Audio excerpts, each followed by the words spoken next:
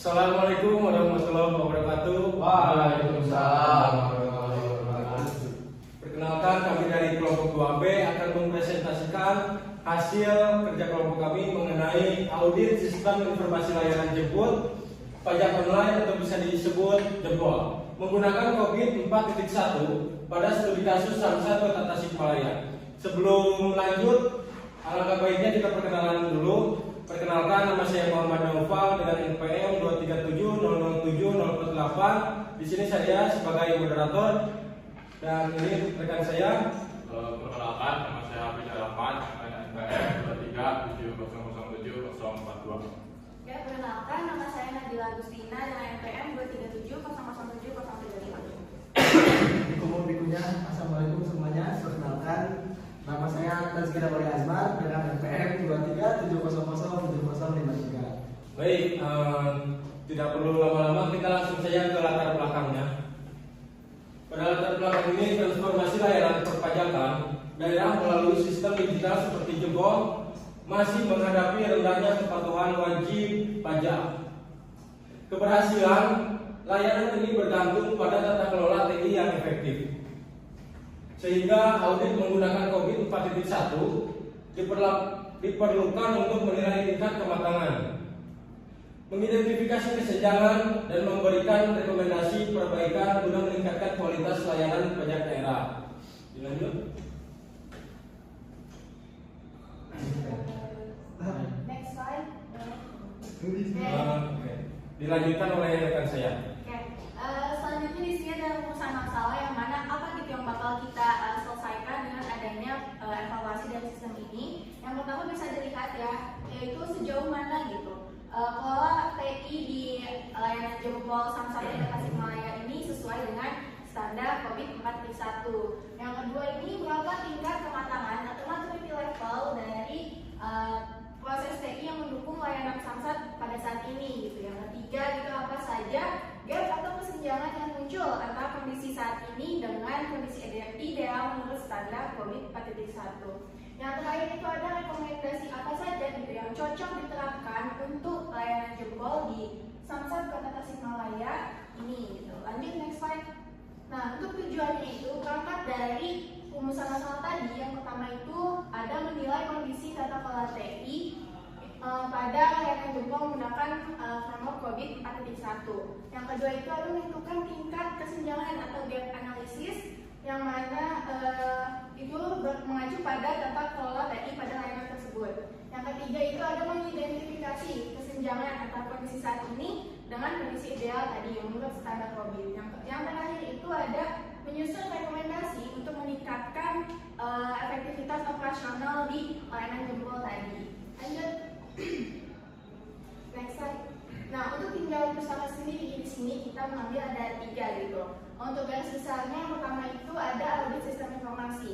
Jadi audit sistem informasi itu apa? Jadi itu adalah proses evaluasi untuk memastikan layanan TI memiliki pengendalian yang memadai, gitu, terus memiliki melindungi aset informasi, terus mendukung operasional dan keandalan operasional secara efektif atau optimal gitu. Terus audit ini dilakukan untuk apa? Nah, audit ini dilakukan untuk menyesuaikan layanan berjalan sesuai dengan tujuan bisnis, terus ada mengidentifikasi resiko dan juga menentukan langkah peningkatan kualitas dari layanan digital.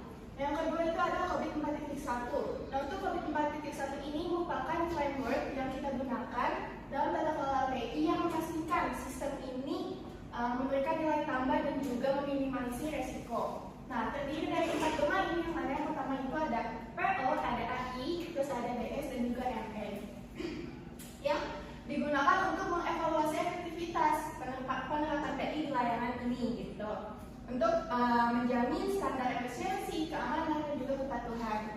Yang terakhir itu ada maturity level. Untuk maturity level di COVID ini memiliki 5 level gitu. Maksudnya 0 sampai 5. Yang mana level itu biasanya disebut dengan non-existent dan yang level 5 itu disebut juga dengan optimized. Pengukuran ini juga membantu mengetahui kondisi aktual dari organisasi. Pada studi kasus Samsat ini, layanan jempol ini itu menemukan gap juga dan juga menentukan rekomendasi yang paling cocok untuk meningkatkan tata kelola TI. Next slide.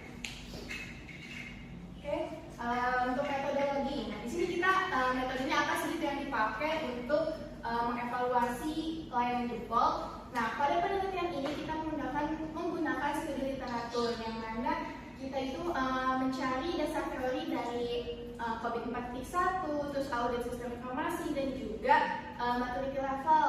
Nah, untuk pengumpulan datanya sendiri, kita itu melakukan observasi, wawancara, dan juga kuesioner langsung dengan stakeholder yang terkait gitu. Nah, untuk isi dari kuesioner atau pertanyaan wawancara itu mengacu pada domain COVID 4.1 dan juga menggunakan skala Likert.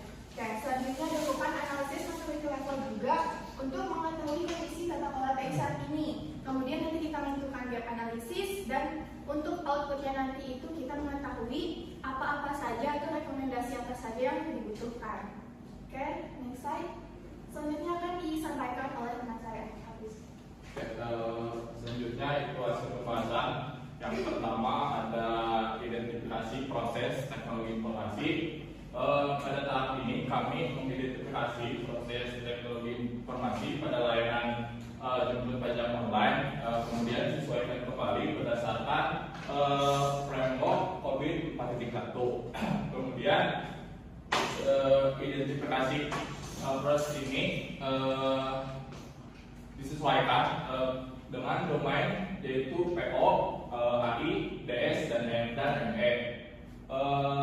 Kemudian ditentukan mana yang sudah sesuai standar dan yang masih memerlukan peningkatan menuju level yang diharapkan, yaitu level 3 define proses. Selanjutnya ada analisis kontrol objektif.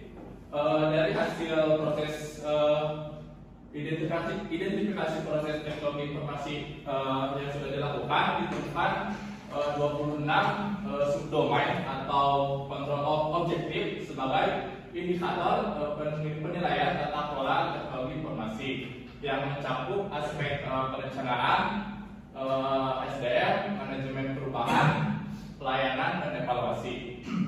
Kemudian dijadikan acuan dalam pembuatan kuesioner dan penilaian maturity level pada layanan jemput pajak online atau jempol.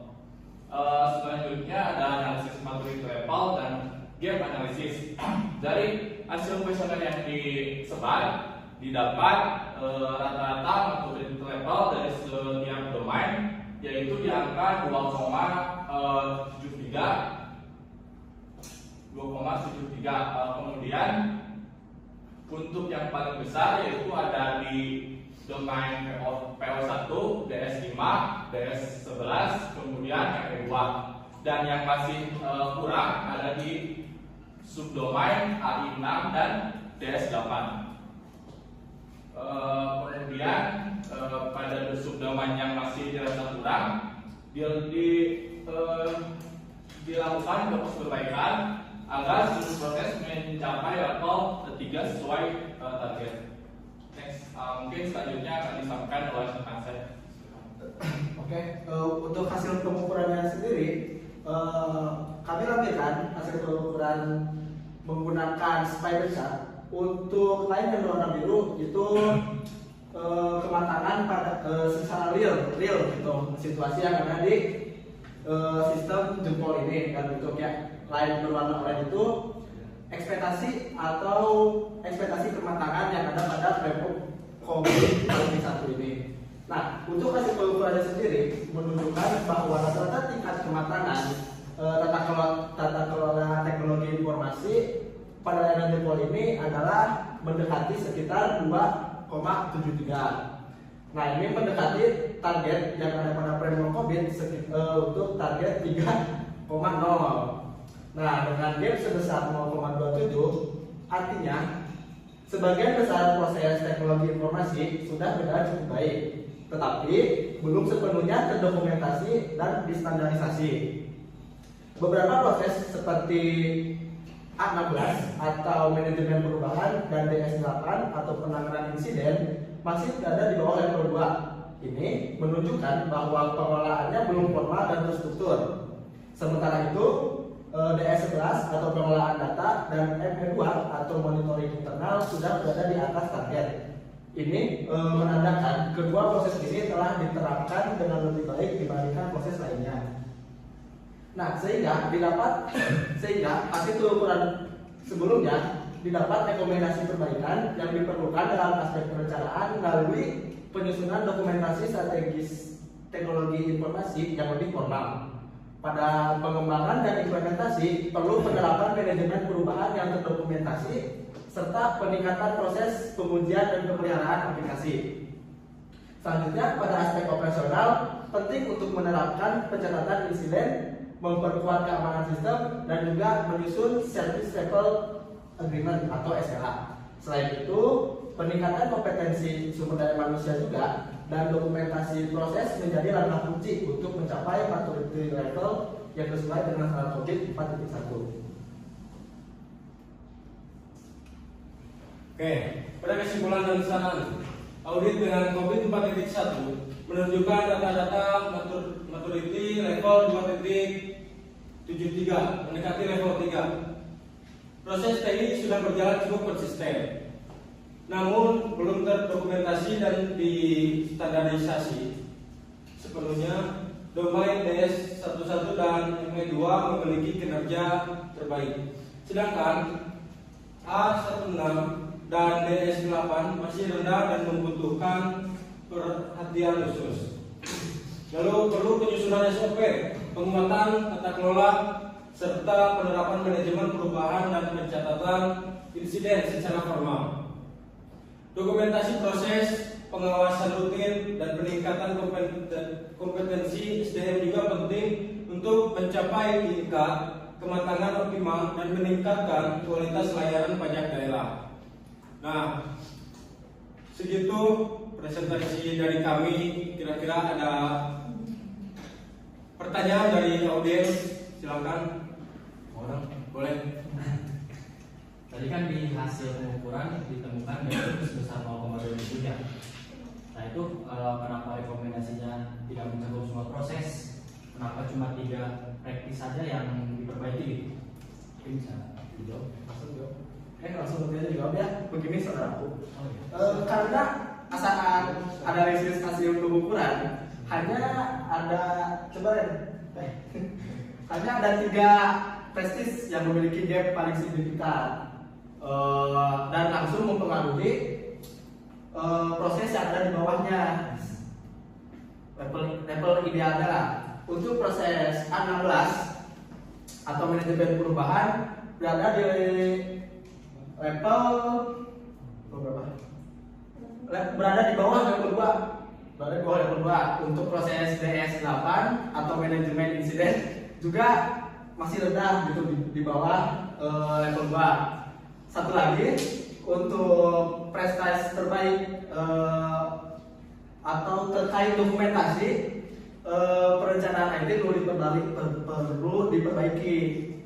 Prestasi lainnya sebenarnya sudah mendekati target level 3 sehingga tidak memerlukan rekomendasi besar, jadi hanya perlu pemeliharaan ringan aja.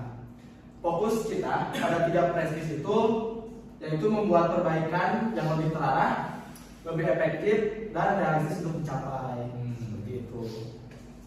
Ya, apakah terjawab? Terjawab sudah cukup. Apakah ada lagi pertanyaan dari audiens? Saya Dipersilakan. masih boleh satu lagi. Boleh. Jadi kenapa A16 dan DS8 hasilnya rendah? Bukankah itu termasuk proses standar di organisasi pemerintah? Boleh langsung dijawab. Oke, sebelumnya izin jawab ya. Betul sekali gitu buat hal yang tadi itu merupakan standar di pemerintah. Namun gitu kenyataannya di lapangan itu tidak seperti itu gitu. Kemarin itu kita sempat survei juga. Nah, untuk manajemen perubahan itu yang tadi A16 itu belum memiliki SOP yang jelas gitu. Jadi masih ngidul gitu istilahnya ya. Nah, buat manajemen ini juga insiden itu juga dia itu masih terfokus ke reaktif gitu. Jadi masih ditanggapi secara reaktif gitu. Jadi enggak langsung dicatat seperti itu. Jadi bisa diwajarkan saja gitu apabila 2 hal tersebut itu berada di level yang lemah gitu, di level bawah, karena memang si layanan jempol ini masih terfokus pada operasional gitu, belum terdokumentasi gitu prosesnya seperti itu. Akan terjawab belum? Sangat terjawab. Oke, terima kasih. Apa ada lagi atau sudah cukup? Cukup. Oke. Oke, sekiranya cukup, tidak ada pertanyaan lagi, kami akhiri presentasi untuk matkul MLTI. Kami ucapkan terima kasih kepada audiens yang telah hadir pada kesempatan hari ini.